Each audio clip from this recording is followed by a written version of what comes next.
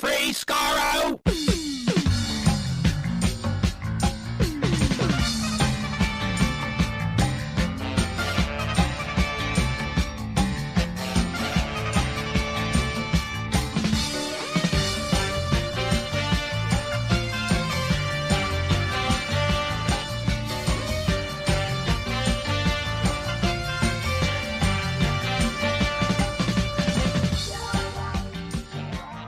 Hello, everyone. Welcome to Radio Free Skaro, episode number 921. I am Stephen in Edmonton. Or to Vancouver. And Chris in Edmonton. We're finally getting to our Mawdryn Undead commentary, which we recorded, June? May? It's been May like that. May Not 27th. June. Yeah. May 27th we recorded 3 months that. ago. Yeah, it was, it's been 3 months to the day. Wow. As we record this. No, as it comes out. Yeah, as it comes out. As we recorded our whole bunch of our commentaries early and our mini-scopes early and put them out on our Patreon feed for Patreon supporters to get some early listening in, and then they come out to the regular feed much later when we feel like we've sort of been holding off, thinking like we need like 4 straight weeks to put these things up, but we don't have to do that. That's why we split them up into episodes. So we're gonna sprinkle in our Mawdryn Undead commentary over the next few weeks here, amidst some other stuff that's happening in the wider world of pop culture media and Doctor Who. Like Quatermass, we'll be covering Quatermass in the weeks to come, and the Star Lost, kids. Oh yeah, the Star Lost is happening. I've never watched Quatermass, by the way. I have watched all of the Star Lost, which is rare, I'm sure. I watched the David Tennant, Mark Gatiss, whatever one, when it came out in 2004, 5, because it happened.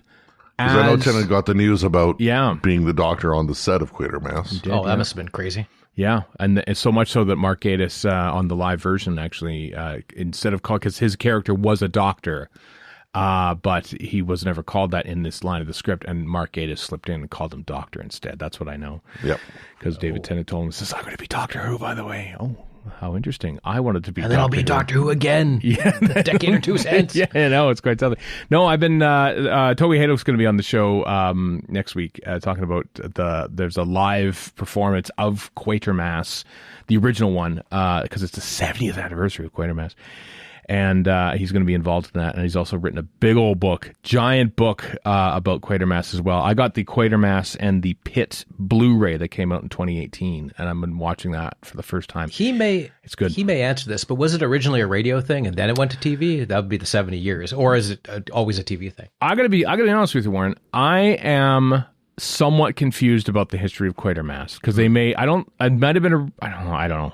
it was a live TV production. I know, yeah. Yeah. If only somebody would write a book about it. Yeah, right? Exactly. Like I said, Toby knows all this stuff. So yeah, because I'm 4 episodes into the 6-part Quatermass in the Pit, which I know was the third one because there was Quatermass, or maybe it was the Quatermass. Quatermass the 70s, Quatermass Experiment is the first one, apparently. Yeah, first one, and then Quatermass 2. And then Quatermass in the Pit. And Quatermass in the Pit is the one that actually exists. Because the first one was live. They shot them as live, but they did film recordings of them. And they actually sent them to the CBC to air the next week. And then they stopped doing film recordings for them for some reason. They said, yeah, we're not going to do it. We didn't like how it turned out.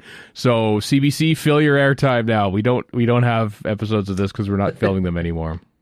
So they had to do that. Anyway, I've been watching... When CBC's 100th anniversary, they need to run nothing but old stuff that the Brits sent them that week. Oh, I know.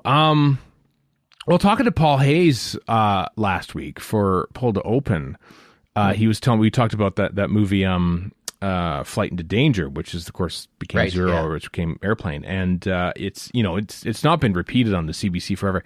They have it. They have it in the archives because you can get things if you're you could pay money to email the archive at CBC. It's not cheap, but they say, sure, we'll sell you this. There you go. There's your viewing only copy of this thing. Let me give you a peek into the CBC. Okay. I went to the the headquarters in Toronto, just to say I did. Right. Wandered downstairs to their warehouse, which used to be open back in the old days. Graham Burke can tell you a whole bunch of stories about that. It wasn't open for me, and it looked like basically everybody's basement except stuff with CBC stuff. And so that's the state of organization of the archive. From what I'm sure somebody's going to correct me and say, no, the actual archive is somewhere else. But if that's any indication of their organizational skills, well, it's pretty depressing. Yeah. Well, I mean, they have a lot of stuff there, and they never put it out into the world. I mean, they should do, honestly, on CBC Gem. It should just be all like that's our technically that's taxpayer supported television, so it should be ours. Damn it! So put it out Not by me anymore. Well, into the wide world. You're still a taxpayer, and also it's a weird thing. What were we talking about? CBC archives, Quatermass the Pit next week.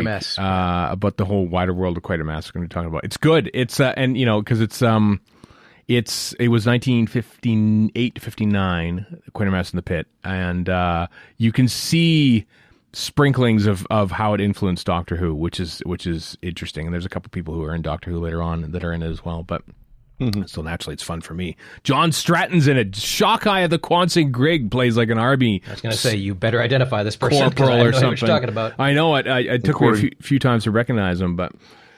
According to the Wikipedia article on Bernard Quatermass, Doctor Who serials directly influenced by Quatermass include The Web of Fear, The Invasion, Spearhead from Space, The Ambassadors of Death, Inferno, The Demons, The Seeds of Doom, and Image of the Fendal, and The Lazarus Experiment, and then, of course, the mention of British Rocket Group in Remembrance and Christmas Invasion. That's right. That's pretty good lineage there. Not bad, eh? Yeah. Not bad. So that'll be happening. And the Bernard measurement in Planet of the Dead, of course. That's true. And I forgot about that. I forgot about that. Yeah. A flaw in the Persian rug, as per usual. Yes, the one thing wrong with actually the one thing right with Planet of the Dead. Even Murray Gold didn't like that. Anyway, so Mawdryn Undead commentary. Hope you enjoy that. We totally timed it for the impending release of the season 20 box set in the UK. We don't even have a pre-order link yet for this part of the world, alas. I don't even think we have it for Underwater Menace either, do we? I haven't checked in a while. I have not looked. This might spur Chris to look, but or will it? Sure. Will it? Of course it will. I can look. Fine. He's going to look it up. Neither of those things are available for pre-order as of last report for House here in North America. So weep for us, people of the universe, because we don't have all the links. And please attend carefully. Yeah. Good. Yeah. Well, when I searched Peter Davison Blu-ray on Amazon, the second result is Lawrence of Arabia 50th Anniversary Collector's Blu-ray. Was Peter Davison in Lawrence of Arabia? No, I know he wasn't. Peter O'Toole. He played Lawrence, didn't he? He did. That's right. Under the screen name Peter O'Toole. Both of you must die. He was 10 years old when they made that. Actually, film. wasn't he in like kind of like blackface and played who, Peter O'Toole or Peter Arab Davison? Prince guy? No, Peter Davison. Peter Davison. Yes, that's totally him. I'm not going to go anywhere near any of this. And then he later played a Jedi Knight in Star Wars, I believe, is how it happened. That's the same. How do you live with yourselves? I think he also played the desert in Lawrence of Arabia. He did, actually. Yeah. It was a challenging shoot for him, but if you're gonna watch, I may be silent, but that silence is disgust. If you're gonna watch Lawrence of Arabia, I recommend the 4x3 pan and scan. It is the definitive version of that movie.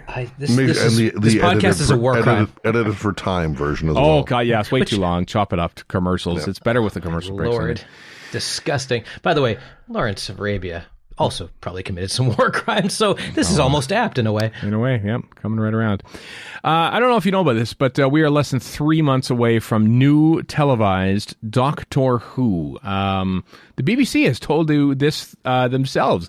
And then we're apparently about 8 months away from a whole new series of Doctor Who. The BBC told you that too, but then they didn't tell you because they pulled it from the website. There's an official BBC.com culture article about Doctor Who, and it's returning, like a little mini Q&A. Oh, when is it? Oh, here's it. And it originally said 3-hour-long specials of Doctor Who will be available from November. Oh, cool. With a Christmas special, first time they ever mentioned Christmas special, dropping in December.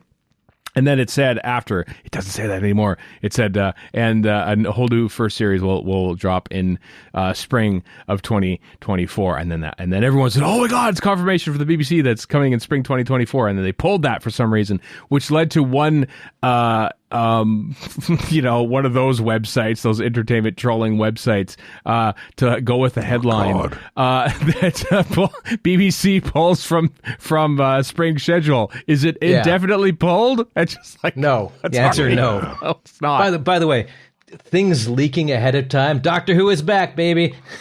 Yep. Oh, it feels good again, doesn't it? It kind of feels good about us speculating incompetence. about. If there's one thing you can count on, it's ranking competence in the PR ranks of BBC, one way or the other. Yeah. It is kind of odd that it happened that way. So obviously, Rob Freeman, who wrote this article, obviously he was like, "Say, here's the info. Okay, there we go." And he's just given the info that he was probably given and typed it up. And this is whoops, we actually put that. That's for internal use only. So can you please scratch that from the record? So yeah, still waiting for the big move for one. I think Doctor Who, apparently, according to this article, Doctor Who is still on HBO Max up through Whitaker. I imagine at some point these things will migrate over to Disney Plus, but they obviously don't want them to go there now. They want to launch with the stuff that they're making for Disney Plus. So who knows when that's going to happen? Who knows when it's going to broadcast? I still am betting on 3 Tenant specials over 3 nights over U.S. Thanksgiving because it ties in with November 23rd. But that's mere speculation on my part, and then of course Ncuti Gatwa at Christmas. So excited time. I'm looking forward to having Christmas dinner once again. Truncated, or definitely be an annoyance. I miss that. I kind of miss the annoyance of working in Doctor Who watching around Christmas dinner. There's a certain buzz to it that I'm, I can smell the tofurkey cooking in the toaster oven while I'm watching the. My last 3 Christmases have been utter disasters that I haven't been able to go home for. So that's true. I'm expecting that to happen again. In which case, recording will be fine. No, I'm gonna actually, Warren. I'm sorry to say that this will be the 4th one because I'm going to collect you from your parents' home. You will not be able to eat supper there, whether I like it or not. Yeah, so we can record a flash cast review of it for RFS. That well, Christmas you Day. Didn't count on me at the porch with a gun, so there's that. You just keep right on driving. Trampoline. Anyway, so there you go. Doctor Who's coming. Doctor Who is coming. Brand new televised Doctor Who. Coming down the pipe. Also, actually, what happened here is that the Christmas special. This might be the first time they've actually confirmed this, but I could be wrong about this. But they confirmed that Indira Varma is playing the mysterious character, the Duchess, in that episode. I think we knew that she was playing the Duchess. We knew that she was going to be in Doctor Who sometime soon, but I'm not too sure if we knew that she was going to be in that episode specifically. So there you go. Yeah, at the end of that article, it also says she's in series. She's appearing alongside Ncuti Gatwa in the next series as well. Where does it say that? Sex Education's Ncuti Gatwa takes over as the 15th Doctor with his first episode airing over the festive period alongside Millie Gibson as companion Ruby Sunday and Indira Varma as a mysterious character called the Duchess. Yeah, it's first episode. That's what I said. Christmas special. Yeah. Oh, so I thought she was at Christmas. Oh, yeah. No, just Christmas. So she dies at Christmas. Apparently, so does Davina McCall. I don't know. Apparently, she's going to be in the Doctor Who special too. A lot of tabloid sites are reporting that too. Davina McCall, of course, famous for being in Parting of the Ways, Big Brother, Bad Wolf. No, only the 2 episodes of Doctor Who that I would like to sing her praises for a moment, which normally I wouldn't. I couldn't care less about Big Brother, any version of it. But in Dead Set, which is 2005, 2006, somewhere around there, Charlie Brooker's first foray into dramatic stuff. Mm-hmm. It's all about Big Brother and a zombie outbreak, and she plays herself and is clearly setting herself up. And then she plays a zombie version of herself, and she's very, very good as a zombie. So I have to give her credit for that. I've always thought it was great that she had, the gusto to do that, whereas some people wouldn't. I guess she was doing a lot that year because doing it in Doctor Who as well as a robot version of herself in that show. It aired started airing late October 2008. There you go. Oh, it's great, by the way. If you haven't seen Dead Set, it's an excellent addition to the zombie canon. I tried watching that once upon a time, and I zombie stuff and I just don't get along. Yeah, so I did not enjoy it at all. Yeah. We were talking before recording, and I'm going to get hate mail for this, and I don't care. Okay. The only zombie-esque thing I can enjoy is 28 Days Later. And I'm sending you hate mail right now. It's not even, according to some people, purists, it's not even real zombies because they move fast. Who cares? There are purists out there. They need to be slow and these make-believe things aren't right. Yeah. Yes. I mean, as The Last of Us, does that count? And that's zombie adjacent, I'd say. They never call them. They specifically avoid calling them zombies in that. But it was really good. It's good stuff, by the way. I haven't watched Last of Us, even though I'm a zombieist. Oh, it's a good show. Purposely avoided it. Yeah, it's a good show. But scary. It's based on the game. It adheres very closely to the game. Haven't played the second frustrating. game yet, but I haven't played. I played bits of the first one, and it got frustrated and gave up and played something else. Oh, Warren, stop giving up, man. No, why would I bother? Okay. Baby mode, baby. Baby mode's the best. Oh, believe me, it's story mode, as they call it. Exactly. Story mode, baby mode.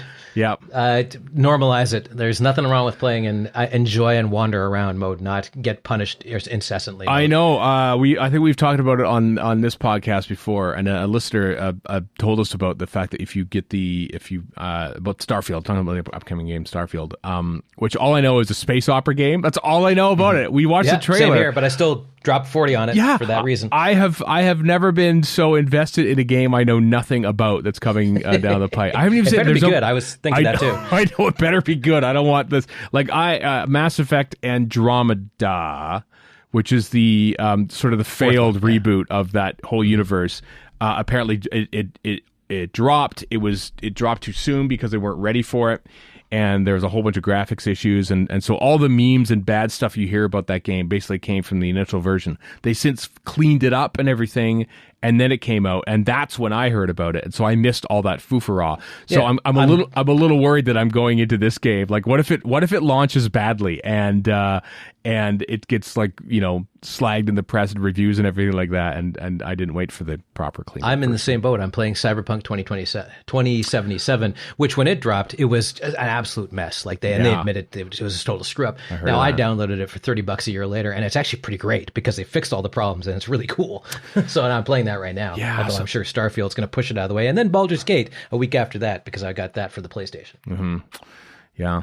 See, I don't watch TV show. I mean, I do watch the odd TV show. No, but, I got rid of a bunch of streaming services. I'm like, well, I'm paying for Game Pass and the very low version of PlayStation Online, so I can talk to friends, basically. Why would I bother with TV if I'm doing this? Yeah, I don't know. Well, you could watch an episode of Doctor Who every night, Warren, which is what I've been doing. I could. Not gonna, though. No.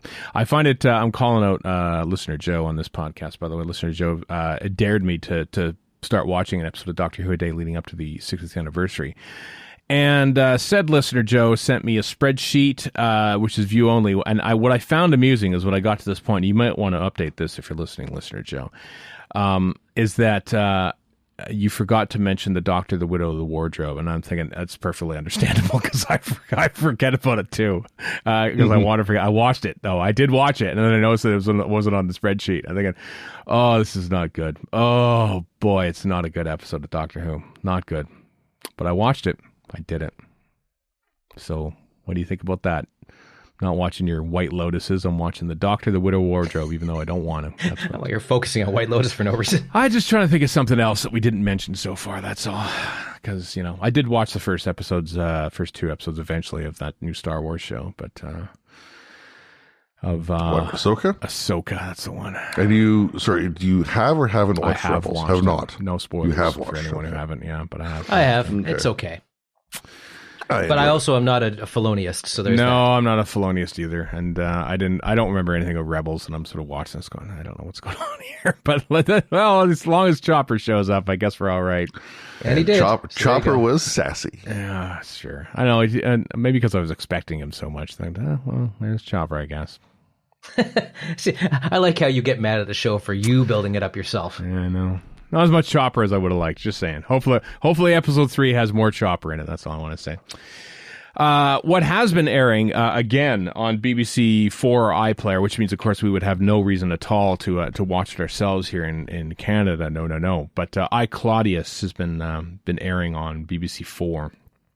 And I, Claudius is a BBC a prestigious BBC drama miniseries from 1976 starring Derek Jacobi and literally every single actor you could ever name was in it. The War Doctor himself, he's in there somewhere. John Hurt's in it. Patrick Stewart's in it. Patricia Quinn's in it. George Baker is in it.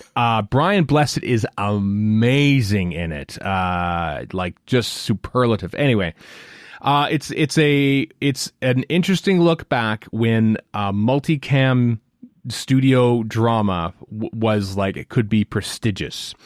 And there's a great video essay, short fit, like about 9 minutes long, about the directing in it. Herbert Wise directed all 13 episodes of it, and it's really good. It really showcases how as George Baker says in that, like the basically the dance between actors and camera people, because the cameras had to sort of move around the actors to get good shots in there. And a lot of the stuff in I, Claudius is all like single take, single camera. The camera moves around and captures everything. There's no cuts at all. And it made me like wonder how, if you wanted to direct such a thing today, could you do it? Because the certain aspect of moving that massive camera around is kind of part of it. You know what I mean? Like you can feel the weight of that camera. I don't think it would be the same if you had a lightweight camera on like a crane or something that you could really move around willy-nilly, because once you have that freedom of limitation, you almost don't need to do it. Whereas like you could only move the camera trucking it left, trucking it right. You know what I mean? Warren appreciates this, but... Well, yes, I do. But yeah. They crank out the soap still, and I wonder how lightweight that stuff is. I bet you it isn't that lightweight. Well, yeah, but they're going to use the stuff that works. Yeah, but they'll cut back and forth. You know, they'll cut back and forth and switch and all that. And even if you watch like long single takes on like modern series or something, like rarely is the camera actually moving. It'll be on a track if they're walking, and maybe it'll be handheld or something like that. And maybe there'll be that slight little... It'll always be on tracks, and it'll be sort of like you could sort of tell, like for some reason it's sort of like slightly moving to the right, slightly moving to the left to sort of try and create some motion in a talking scene. Or you can be like Ahsoka and just stand still for the entire thing. It's very statically directed. I would love to see a modern show do a one take scene with several actors and have it blocked out like that. Because, that's the only difference between this stuff as shown in the I, Claudius thing and modern TV is that it's on modern proper cameras. I would enjoy seeing a modern production shot. I have a couple scenes shot in the style of some of these scenes. Yeah, but it wouldn't feel right because all the other stuff adds to it. The costumes, the fact that it's SD, all that stuff. That's the recipe, right? So seeing that one bit of it plucked out and put into something else would feel incongruous, I think. Yeah, maybe. I don't know. I think, or maybe the entire thing would be like that, Warren. We're back to where we started, which I'm not complaining about. No. Which is everything in SD and directed as if it was Doctor Who in 1975. I know it is a very impressive production. But you look at it and go, but this is kind of just cheap theater stage play, but yes, that's both to its detriment and to its doesn't benefit. Matter. If the acting and writing is great, this is the reason Doctor Who or anything else for that time it still holds up to the extent that it does, is that the acting is great and the writing is great. That's all you need. Mm-hmm. It really is when it comes down to it. Yeah, absolutely. Can't fix I, Claudius in post. Tell you that much right now. Tell you that much. We talked to Simon Guerrier at Gallifrey One about David Whitaker, because he's all about David Whitaker these days, because he's writing a book, and that book is going to launch on November 9th, 2023 at the Portico Library in Manchester. There's a book launch there. You can get tickets if you're up there. Simon will be there talking about David Whitaker and his book and stuff like that. So, very much looking forward to that book, by the way, because he has done a ton of research into someone that we did not know very much about leading into his research. And now we know a lot more about David Whitaker, the first story editor of Doctor Who and responsible for a great deal of the history and lore that was to come. So if you're in Manchester, go for it. Go get tickets to that right now, Thursday, November 9th, 2023, for Simon's book launch. So I'm sure we'll cover that book more as in the weeks and months to come, because it's going to be a good one. That's coming, and that's another one from 10 Acre Films. That Pull to Open was from 10 Acre. Toby Haydock's Quatermass book is from 10 Acre Films. There's a lot. 10 Acre Films has got a lot of promotion out of us. Just saying. Paul Hayes' other was also 10 Acre, I'm assuming. Also 10 Acre Films as well. Yeah. the 2005, whatever. Yeah. Yeah. Long game. That's long game is the one. Yep. That's the title. That's the one. Hey, let's. Radio Times has had an interesting thing about how they posted some photos where Radio Times visited the Doctor Who production office in 1983 when they were making season 21 at the time, with a whole bunch of behind the scenes photos of people working on him and stuff like that. There's a shot of Tony Burrows looking very much like Don Johnson from Miami Vice. He is one suave MF, right? I gotta say. Next to some of his in the scenery department there, they were all sort of working on Warriors of the Deep. Little did they know what was to come. Yeah. There's a picture of JNT with the making of a television series, and I had that book at the time 40 years ago, and I am like, oh God, this is 40 years ago. I remember, I still got that book somewhere, I think. It's 40 years ago, Warren. Sorry to say. I know. Yeah. Well, what are you going to do? Yeah. There's a great shot from there's the sea base from Warriors of the Deep, and in behind there's K9 still. I bet you Matt Irvine brought that in because he probably just had him. I'm gonna haul him out. Yeah. The one interesting thing is Matt Irvine has never aged. He looks the same now as he did 40 years ago. He's always looked about 40. His haircut looks the same. Let's put it that way. Had the same hair. And his attitudes remain the same. You can draw from that what you will. I like Matt Irvine. He's all right. An eccentric fellow. I've talked to him. Talked to him on this podcast at Chicago TARDIS one year, as I recall. But anyway, some interesting behind-the-scenes photos you can look at for yourself. Links in the show notes, radiofreescaro.com. Chris has been doing some digging into the Amazons and has found some Doctor Who audio stuff coming that is Big Finish, like novelizations and everything, including Doctor Who, Attack of the Cybermen, the 6th Doctor novelization by Eric Sayward. And what you've been clamoring for. Read by David Banks, the greatest Cyberman of them all. Yes, I love David Banks. So that's coming February 1st, 2024 from BBC Audio. Also coming down the pipe is the Doctor Who, the Phaser Aliens and Other Stories, the Doctor Who audio annual. Don't know much about this, but there's a whole bunch of different readers for that. That's coming in March of 2024. Doctor Who River of Death, the 6th Doctor audio original is coming, is written by John Peel and read by Nicola Bryant, who of course played Perry.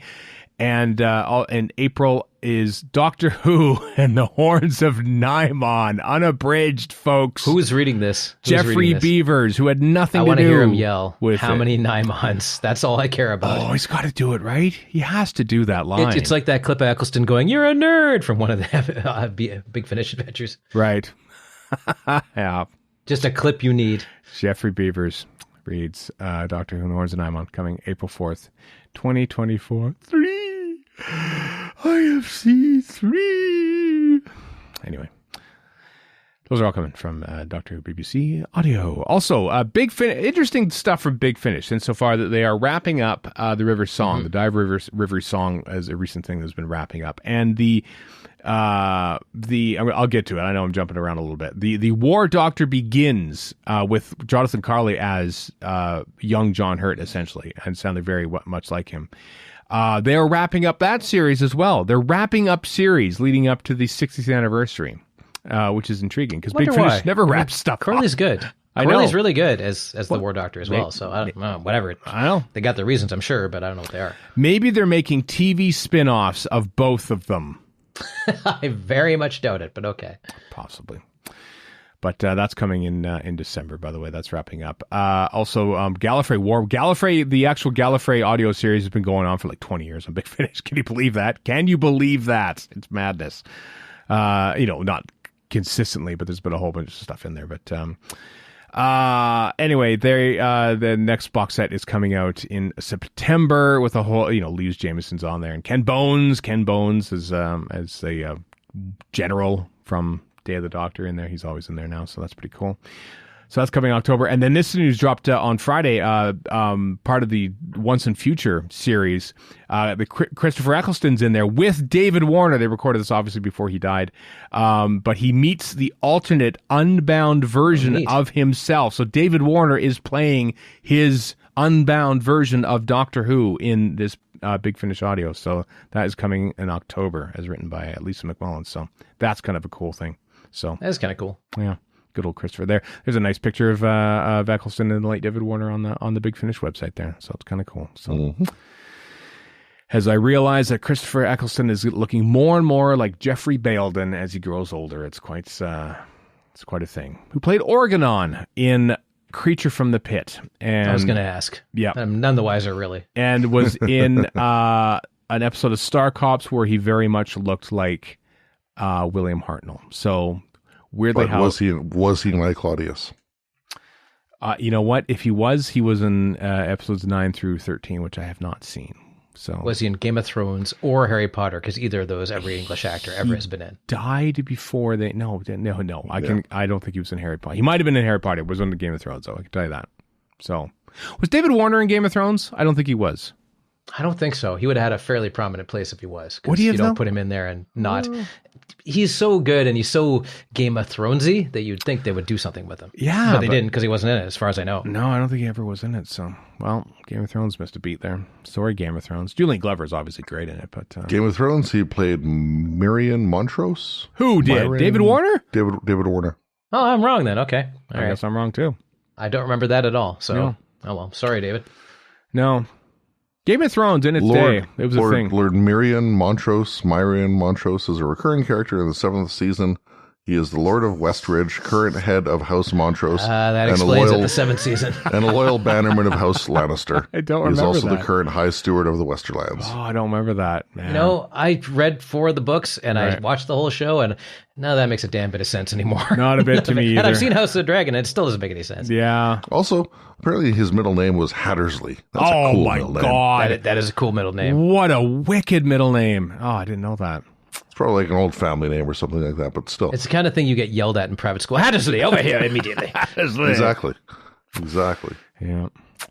Anyway, that's it for our news, everyone. We were short this week, so for whatever reason, I don't know why, but after the break, it's time for our classic series commentary for Mawdryn Undead, Part 1.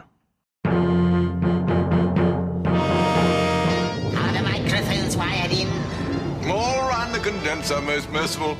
We're looking forward to excellent duodecaphonic sound. This is the moment when I get a real feeling of job satisfaction.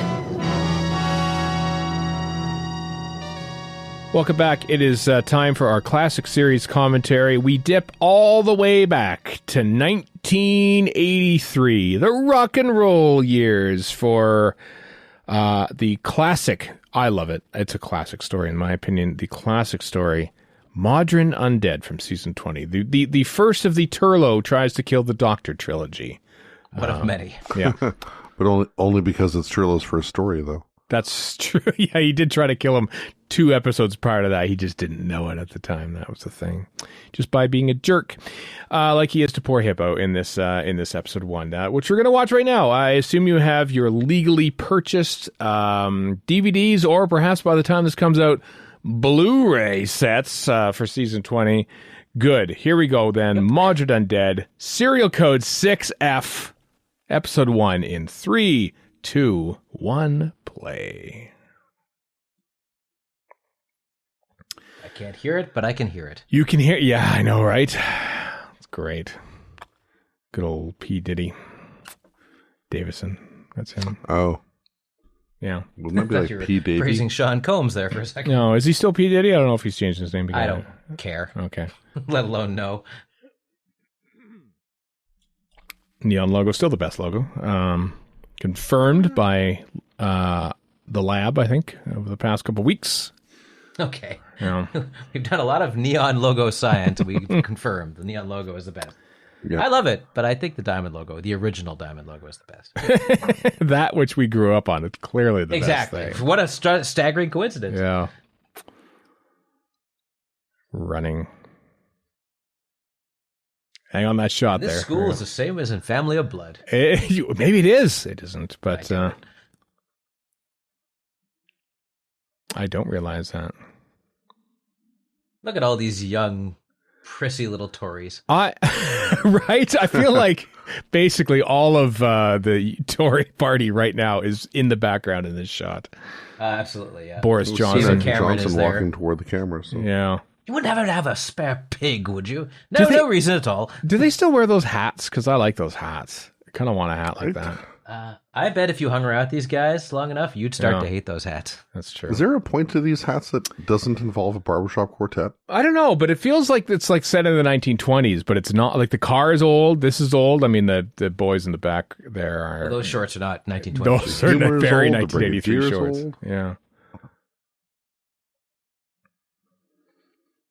Gets pretty used to it pretty quick there, don't you, Ibbotson?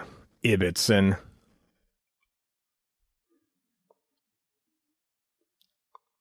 Drilla looks like a caricature of a schoolboy, which is probably why they cast him for this. Yeah. Well, he is a caricature of a schoolboy, really, when you think about it. Like, in dramatic terms. I suppose so, yeah. Yeah. We're hearing some superb music, by the way. We're talking over the wonderful music. Turla goes for a drive. Or is it Ibbotson goes for a drive? I can't remember what the name of the... Pretty good at double clutching and shifting, though. I'm sure he's flown spaceships. Yeah. Cars got to be easy. Either of you ever in? I'm sure that's not how it works. Yeah, I don't know how to drive. I've never flown a spaceship. No, I don't know how to drive a manual transmission car or a standard or a stick, as they call it. No idea. I'll do you one better. I can barely drive a car. Oh, No, it's been literally over 30 years since I last drove a car. Wow. Oh no, I've drove one a few years ago. Uh-oh. I hated it, but I did do it. Yeah, that's the laziest I'm getting in a crash other guy shot I've ever seen. But this rules. Oh, look at that. See, they've improved this for the DVD. I think they put alternate effects in. I think, because of course, why would I watch them when I could watch this, right? I would much rather see a Quantel barf than anything. Look at that. Oh, yeah. And then this, I think this might have been, was this the first time I saw The Guardian? No, it probably wasn't. But not for me. No. But we never saw him until, except in negative form and at the end of Key to Time, right? So seeing him in this outfit kind of surprised me anyway. Thinking maybe this is what they normally wear. Also, I'm getting some real Anakin Emperor, a little untoward vibes going on here. Oh, yeah, I can see it. Do you think? I think George Lucas was watching this when they were making. Well, it was already out by the time Return of the Jedi. I guarantee this was the cornerstone of Revenge of the Sith. Absolutely, yeah. So, by my in my history of watching this show, this right here is the first time I ever saw the Brigadier. Right here, this is the first shot. And it says, I have no idea who this is, but they're paying a lot of attention to him. Apart from reading a couple, Target books back in the day, never saw him until now. See, I saw robots, so I got the OG Brigadier. Yeah, this is it. I don't know what I tweeted out at the time when I was 10 years old, but who is this person? Find me the most accommodating of partners. Ooh. The Slash Shredders go crazy. Bringing it back. Yep.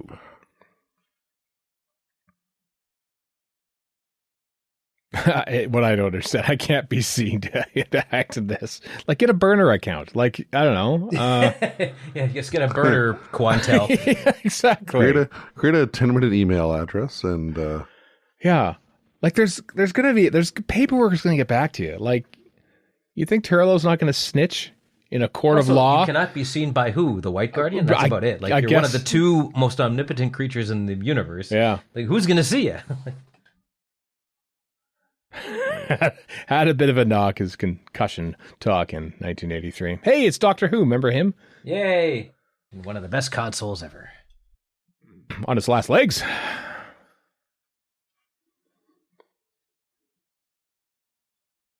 Remember Snake Dance? That happened. Oh, right, the Mora. Yeah, it happened a week before. Yeah. I get a little victim blaming going on here with the Doctor and Tegan. I'm like, she just went through some crazy crap. Come on. Well, all this dialogue was inserted because they ran at the time, the episode ran way too long. Episode 4 of Snake Dance. So this was dialogue essentially destined for the end of episode 4 of Snake Dance, but they had to chop it out. And so they put it here instead. And I think it actually works. I think it works. If there's one thing I can't believe, it's that Janet Fielding can't go through feelings I hate again. I don't know if I buy that.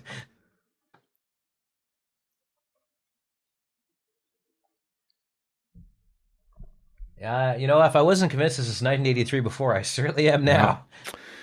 Yeah, this is Nissa's last outfit. Her last new outfit, yeah, because we see bits of it fall off through the next story, but yes, classy. Yeah, the hair and the makeup tell you that it's 1983, or maybe that's just the fashion on Trocken at the time, and she's just sort of keeping up with it. I don't know, but.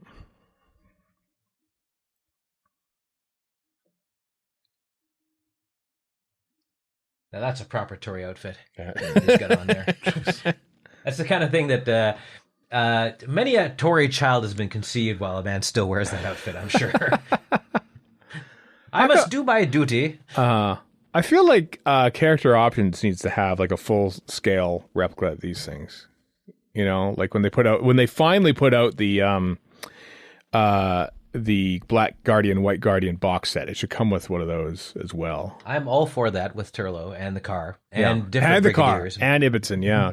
Just Mawdryn Undead. I would also like a Joe Martin doll. I'm going to put that in there until it shows up. That's true.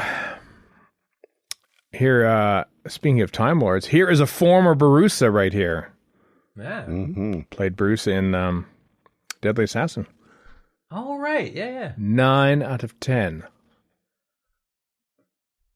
Can't remember his name now. Angus somebody, I think it is. Like I've said this before, but why does Barusa go through all these regenerations? Like there's no good reason for it. Paperwork, I bet. The same actor isn't available. Well, I I'm aware of that. But I think it's probably tax reasons, I bet. You know what? If you generate now, him and Hot Black Desiato are both the same tax bracket. Yeah. They do a good job of hiding the wire running up his. I know. I've looked everywhere, and I keep expecting to find it. And good on Strickson for Mark Strickson is an underrated actor. I think he just buys into this and he gives it his all, and he's awesome because of it. And by Planet of Fire, there's definitely, even though they didn't put much work into a character arc, he did. Yeah. Like, he always gives himself, like, little action here and there. I'm looking off suspiciously off to the side here during this shot, and it's one of my favorite music cues about to happen right now that you can't hear because we're talking over it, but...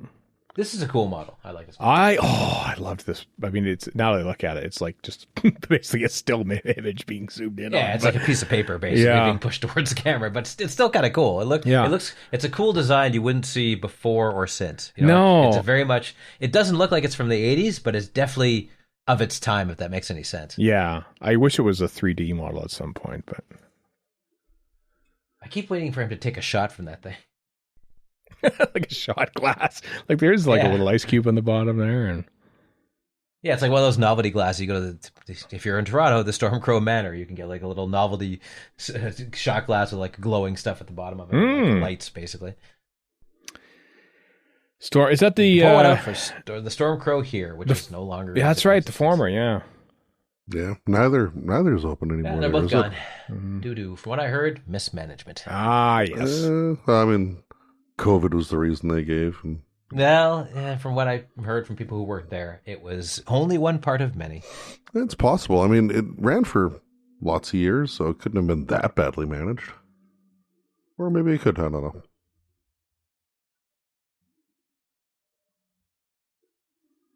Oh, so this is completely third hand, so whatever. And nobody cares in the first place. Let's get back to Mawdryn Undead. No.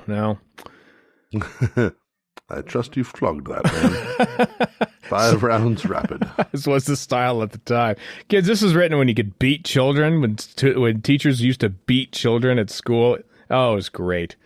We were fine. We turned out totally fine, everyone. It didn't scare us at all. Under the threat of the strap. Goodness me. It sounds like we were in a one-room schoolhouse, but...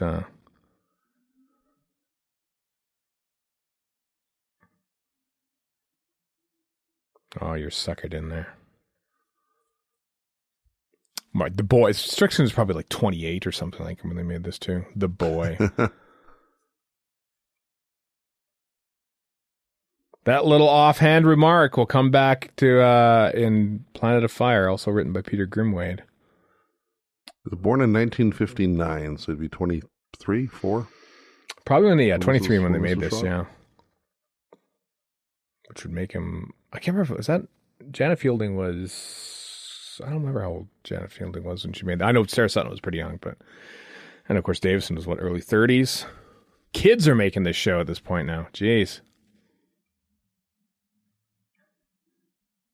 Janet Fielding is 6 years older than Strickson. 1953. She turns 70 this year. Wow. In September. September. This is my favorite Paddy Kingsland score for if you're marking this at home. It's one of the reasons why I've liked the story so much over the year. I love this scene because it's Tegan and Nyssa carry the conversation the whole time. The Doctor doesn't say a word. He just looks around at stuff, and he's great. Peter Davison is great, just looking at stuff, not saying anything, keeping his mouth shut. I bet you probably said, you know what, I don't want to learn my lines in this one, so you're going to do all the talking in this. But he's still the focus of the scene because he's Doctor Who, and he's got killer sideburns. Look at those things. In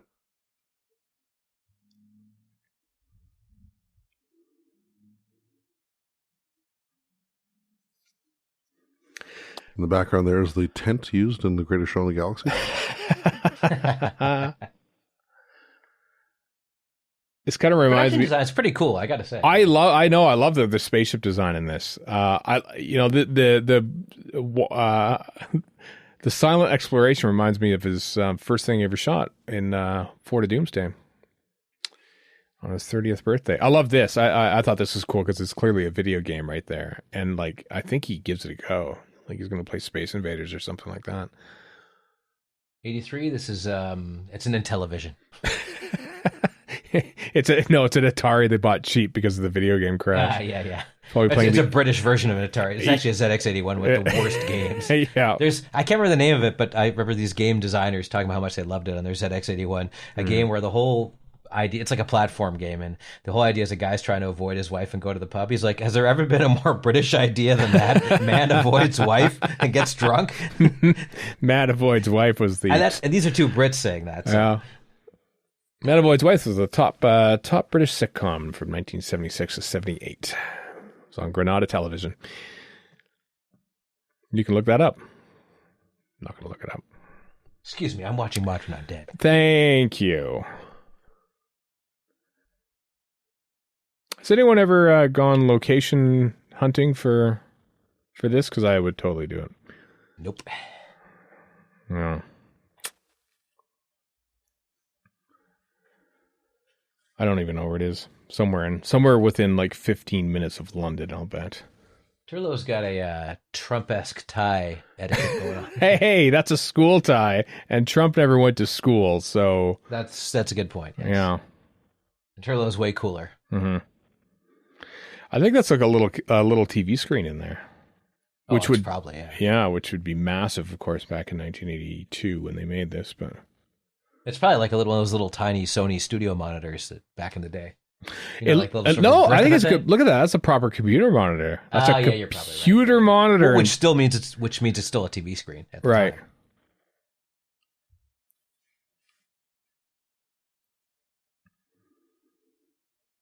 Ooh. I don't know if the film rushes still exist for this whole thing. The film, like the original film. I'm just thinking how we're watching. Folks in the future are watching the original DVD release of this, and not the pristine Blu-ray release whenever that comes out. So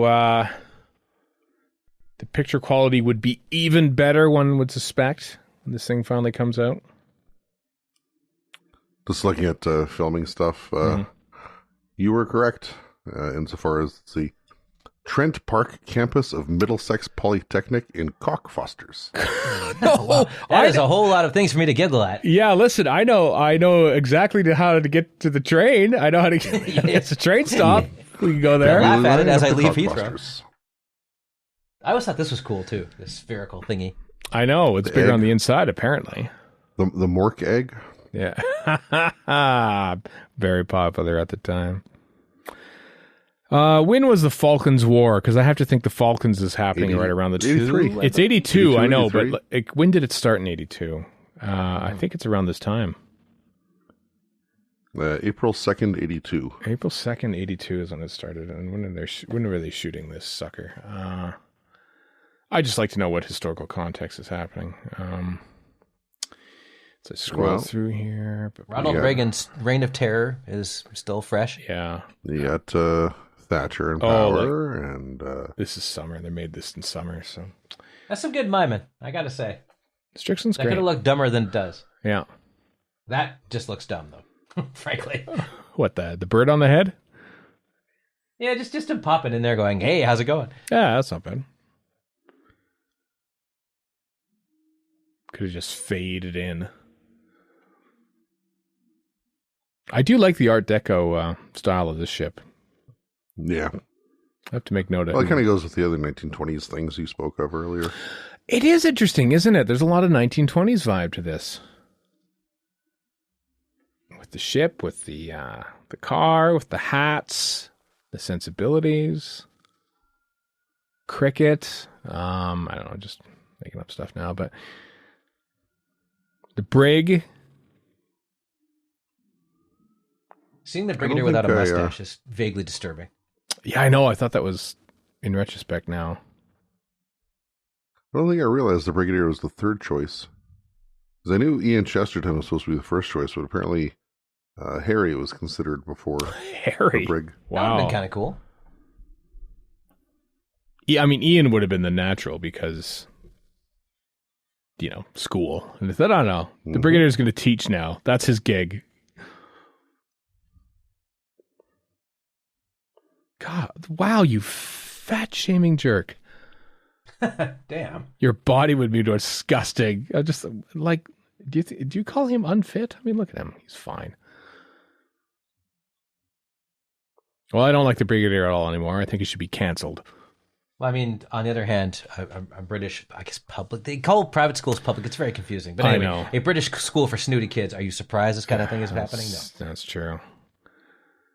All I know about British school system, I think, is this and Human Nature, Family of Blood, and maybe The Secret Diary of Adrian Mole, and that's about yeah, it. That's basically it for me too. That pretty much sums it up, right? Nothing's really changed since then. Harry Potter, which I don't even watch. That's No, what I know about British public school. I don't think. Does he even go to school? He gets there's a train station or something, No, and don't ask because somebody will tell us, and right, I don't want to hear true. the answer. That's true.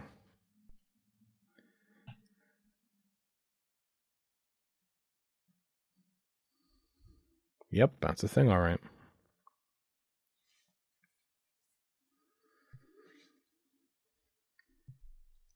That prop is just a thing with a blinking light on it, and look at Davison, acting his little socks off. Right? You forget how really good actors are. I think I've come to appreciate actors more over the past few years, and that I just think they're dumb. They're just standing there. I don't care. I don't want to hear from them. But there's literally a piece of plywood with a blinking light on it right now, and Davison is pretending that there's an entire control console on there and acting it with conviction. You also have to give current actors some credit too, because they have to act against even less a lot of the time. That's true. Good direction. I think Peter Moffat does a fine job in this story, directing wise. I think this and State of Decay, I think, are his two better directorial efforts. If I may be so bold to say something nice about Peter Moffat. And not the Peter Moffat that's on screen right there, but for that is his real name. Mm-hmm.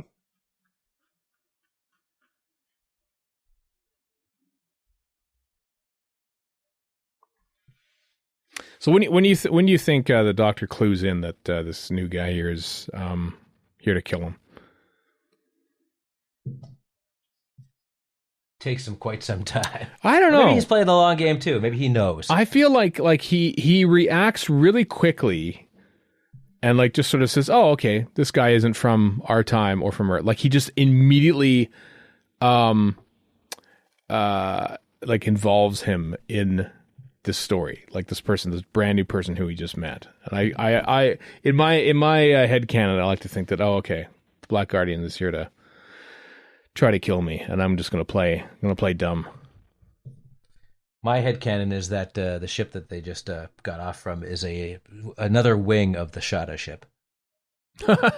Yeah. Somewhere is that guy with the snazzy hat. Oh. Or whatever his name is. Yeah. I can never remember. Skaro. I like that there's wicker furniture somewhere in the TARDIS. Yeah, I know. Now this is a bit silly because they're literally looking at a wall at that point. Like imagine just pulling out 2 chairs and pointing them directly at a wall, and that's what Tegan and Nyssa just did right there. Yeah, it only makes sense if you know they're looking at a camera, and they know they're looking at a camera. Here we go, back to the Quantel. Yeah. This is why they need a big couch, a big lounging couch in the TARDIS console room. If I was a Hollywood agent, I would say to Valentine Dell, "You have a most fascinating face." Oh. I think that's a real rock, too. I don't think that's a polystyrene rock, because there's some weight to it. This is a definite danger right now. Yeah, I was going to say, that seems a little insurance troubling. Yeah, just pick up with a rock. What if I accidentally drop it? What's troubling is if he actually hits Davison on the head, though. Yeah. What I love is that this omnipotent being is like, you know what I need to do? Get a schoolboy to murder somebody with a rock. Yeah, like of all the agents you pluck out of time and space to be your assassin, the schoolboy, that's who I'll do. But also just a rock on a school grounds. Like, this is pretty low rent stuff here, Guardian. What are you doing? I have a cunning plan on how to banish the Doctor from eternity. I'll get a schoolboy to pick up a rock. And that'll do Thanos, it. you ain't. Like, what the hell? I know, man. Oh, maybe think that one through. Get the Cybermen to help with your complicated plans next time, because they are... No, but they had that extra juice of stupidity that, that only Cybermen can provide. That's true. Good old Robin Lobb did video effects. He later on went on to do the tripods, which looks pretty good, in my opinion. Good old bright lit Don Babbage. Who did our set design? I hope he's related to Charles Babbage, who invented the computer. I think it was Stephen Scott. Well done, Stephen Scott. Enjoyed your set designs this episode, and presumably the ones to come. So, Peter Moffat. Well, there we go. I enjoyed that. I enjoyed episode 1 of that. It's fun. I've always had this sort of, I don't know, not dislike for it, just kind of not as enthusiastic as you, but so far I'm digging it. Good. Well, I hope that continues next time, Warren, when we talk about episode 2 of Mawdryn Undead on Doctor Who Radio Free Skaro. So until then, I am Stephen in Edmonton. Warren in Vancouver. And Chris in Edmonton. So long for now.